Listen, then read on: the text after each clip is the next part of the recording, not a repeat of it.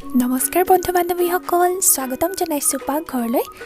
আজি আমি এটা ঝটপট তৈয়াৰ হৈ যোৱা ৰেচিপি বনাম। আমৰ জ্বলা, মিঠা, টেঙা সব সোৱাদেৰে ভৰা এটা চাটনি। আহকচোন চাওঁ কেনেদৰে বনাইছোঁ। গেছত এখন কেৰাহী বহাই দিছোঁ, তাত অলপ তেল দি দিছোঁ। তেল বৰ বেছি দিব নালাগে। তেলখিনি গৰম হ'বলৈ দিছোঁ। তাৰ পাছত আমি পাঁচফোৰণ দি দিছোঁ আধা চামুচমান। পাঁচফোৰণৰ ফোৰণ অহাত আমি 5টা জলকীয়া দি দিছোঁ ফালি পেলাই। আপোনালোকে যদি কেইদিনমানৰ কাৰণে সংৰক্ষণ কৰিব বিচাৰে তেতিয়া কেঁচা জলকীয়াৰ ঠাইত শুকান জলকীয়া ব্যৱহাৰ কৰিব। দি দিলোঁ আধা চামুচতকৈ অকণমান কম হালধি। ভালদৰে লৰাই দিছোঁ আৰু এতিয়া দি দিছোঁ 3টা আম এনেদৰে ৰুকি থৈছিলোঁ মই। আপোনালোকে ৰুকিও দিব পাৰে, নাইবা সৰু সৰুকৈ কাটি দিলেও হ'ব। ৰুকি দিলে অলপ সোনকালে হয়, সেইটো কাৰণে মই ৰুকি দিছিলোঁ। গেছৰ ফ্লেমটো মিডিয়ামতে ৰাখিব।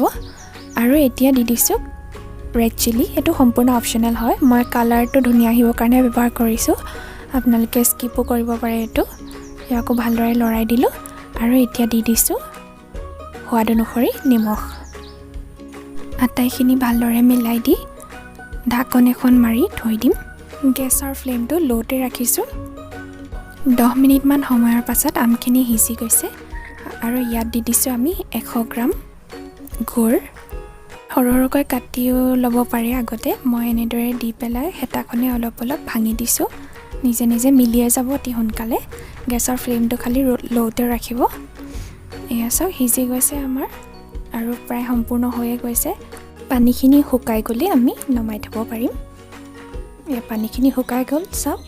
আৰু এই চাটনিবিধ ফুলা লুচি নাইবা ৰুটিৰ লগত খাবলৈ বিৰাট টেষ্টি হয়। আপোনালোকেও এবাৰ বনাই খাই চাবচোন আৰু কেনেকুৱা লাগিল মোক কমেণ্ট কৰি জনাবলৈ নাপাহৰিব কিন্তু। ঠিক আছে তেনেহ'লে আজিলৈ আহিছোঁ। ধন্যবাদ।